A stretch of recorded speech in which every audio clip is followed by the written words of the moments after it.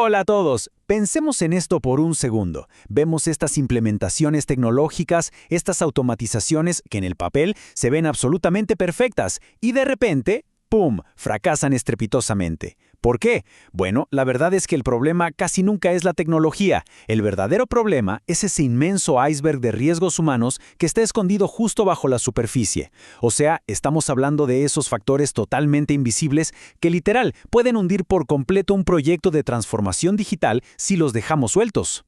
Para desenredar todo este tema, vamos a seguir una hoja de ruta muy clara. Arrancamos con el riesgo humano oculto, luego mapeamos las resistencias, pasamos a los roles críticos, descubrimos las brechas invisibles y cerramos con un plan de mitigación bastante táctico. ¡Vamos a ello! Bien, entremos de lleno en la primera parte.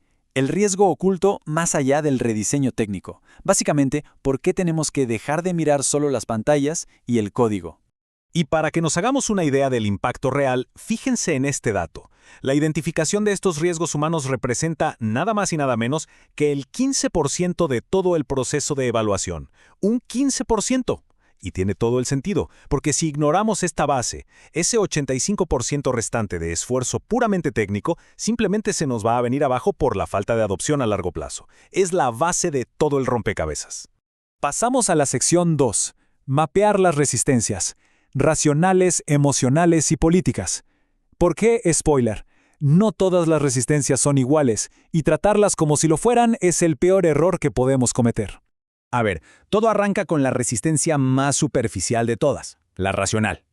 Escuchar algo como «no sé usar la nueva herramienta» es el pan de cada día, ¿verdad? Y esto frena cualquier avance si no hay capacitación.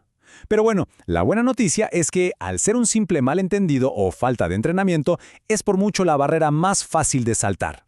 Ahora, cuando rascamos un poquito más bajo la superficie, la cosa se pone interesante. Es casi como hacer un diagnóstico médico de la organización. Por un lado, tenemos la resistencia emocional. Esto es puro miedo al cambio, esa incertidumbre de no saber qué va a pasar con el trabajo de todos los días. Y por otro lado está la resistencia política, que es básicamente un juego de tronos interno, pérdida de influencia, reasignación de responsabilidades o ese pánico a que el nuevo sistema deje súper expuesto el rendimiento de cada persona. Y créanme, estas son las dimensiones invisibles que de verdad paralizan los proyectos. Y esto lo ilustra a la perfección. En un caso básico de oficina, el simple miedo a meter la pata con un sistema nuevo puede paralizar a todo un equipo. Pero los gigantes mundiales, como la firma EEY, no se la juegan. Ellos usan una matriz formal, lo llaman impulsores de resistencia, para mapear estos riesgos emocionales y políticos de forma proactiva, muchísimo antes de instalar nada. O sea, es adelantarse a la jugada antes de que explote el problema. Vamos con el punto 3, roles críticos en riesgo, los verdaderos pilares de la adopción. Y es que no todos viven una automatización de la misma manera. Hay roles muy específicos que prácticamente se echan el nuevo proceso al hombro. Tenemos a los operadores clave. Estos son súper importantes porque tienen todo ese conocimiento informal y saben cómo manejar las excepciones que no aparecen en ningún bendito manual. Luego están los supervisores, que de la noche a la mañana tienen que hacer malabares manejando el equilibrio entre humanos y bots, además de aprender métricas nuevas. Y claro, los usuarios finales. Si perdemos el alineamiento en cualquiera de estos frentes, prepárense para una fuga masiva de conocimiento y una lluvia de errores operativos. Y aquí entra un concepto corporativo de Accenture que me parece brillante. Los roles de alta densidad cognitiva. Suena complejo, pero básicamente son esas posiciones que están súper expuestas al cambio tecnológico y que dependen muchísimo del conocimiento tácito, del saber hacer diario. Por lo mismo, requieren un apoyo y un entrenamiento súper intensivo para asegurar que el proceso sobreviva. Para entenderlo mejor, imaginemos que tenemos a solo 2 operadores senior que, entre ellos, manejan el 70% del conocimiento sobre cómo resolver las excepciones de un proceso. Si ellos fallan o rechazan la herramienta, todo el castillo de naipes se derrumba. Frente a este riesgo gigantesco, el enfoque estructurado de Accenture identifica a estas personas de inmediato para proteger ese conocimiento antes de que se evapore durante la transición. Totalmente clave. Pasamos al punto 4. Desconexión y brechas. Las amenazas invisibles. Esos riesgos súper silenciosos que nos destruyen el compromiso desde adentro.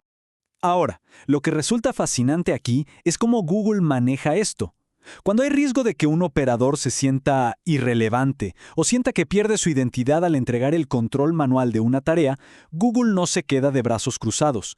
Ellos aplican lo que llaman un mapeo emocional antes de rediseñar cualquier tecnología. Hacen un esfuerzo tremendo por sacar a la luz esos miedos ocultos de ser reemplazados. Porque seamos honestos, esos miedos nunca aparecen en las encuestas de clima laboral ni en las reuniones, pero son los que terminan corroyendo todo el proyecto.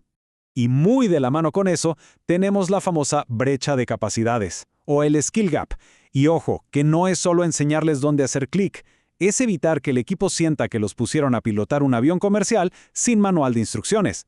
Si no tienen la capacidad de interpretar los nuevos paneles de control o qué significan las alertas para resolver problemas, lo que pasa es que los tiempos de operación se van por las nubes, la confianza se desploma y terminan dependiendo absolutamente del área de soporte técnico para cada pequeño detalle. Pensemos en un equipo normal que, de repente, se enfrenta a paneles de control automatizados que jamás en la vida han visto. Se paralizan por completo. Por el contrario, IBM utiliza su propio marco de habilidades para analizar proactivamente todas estas brechas antes de darle play a cualquier automatización compleja. O sea, ellos saben exactamente qué capacitación modular se necesita, pieza por pieza, antes de siquiera encender el interruptor. Una diferencia abismal. Y así llegamos a nuestra última parada, el paso 5, el plan de mitigación. Aquí es donde pasamos a la acción con tácticas reales para gestionar todo este riesgo humano. A ver, este es el checklist definitivo de 5 pasos. Primero, capacitación enfocada directamente en el rol. Segundo, co-creación del diseño para que la gente clave se comprometa y se sienta dueña del proceso desde el día 1. Tercero, un pilotaje controlado. Cuarto, apoyo emocional continuo. Y quinto, refuerzo positivo. Tratar de usar una estrategia de mitigación genérica, de esas de copiar y pegar, es prácticamente una receta segura para el fracaso. Y detengámonos en el pilotaje un segundo, porque no se trata nada más de ver si el software no se congela. Un enfoque normalito sería probar el sistema con el grupito que más se resistió al principio, ¿no? Pero Starbucks lo lleva a otro nivel. Ellos hacen pilotos exclusivamente con los grupos más resistentes en sus tiendas para validar algo crucial, la aceptación cultural de la automatización. Solo cuando se aseguran de que la tecnología encaja culturalmente con los humanos, toman la decisión de lanzarlo a toda la cadena. Es una jugada brillante. Entonces, al terminar este análisis, nos queda una pregunta flotando en el aire, y es bastante provocadora. En nuestras organizaciones, ¿estamos gestionando únicamente los cables y el software? ¿O de verdad estamos gestionando a los seres humanos que sostienen esa automatización? Al final del día, la tecnología puede ser una verdadera obra de arte, pero el éxito o el fracaso siempre estará en manos de las personas. Gracias por acompañarnos en esta revisión. Ojalá estas ideas les sirvan para cambiar las reglas del juego en su próxima automatización. Nos escuchamos en la próxima.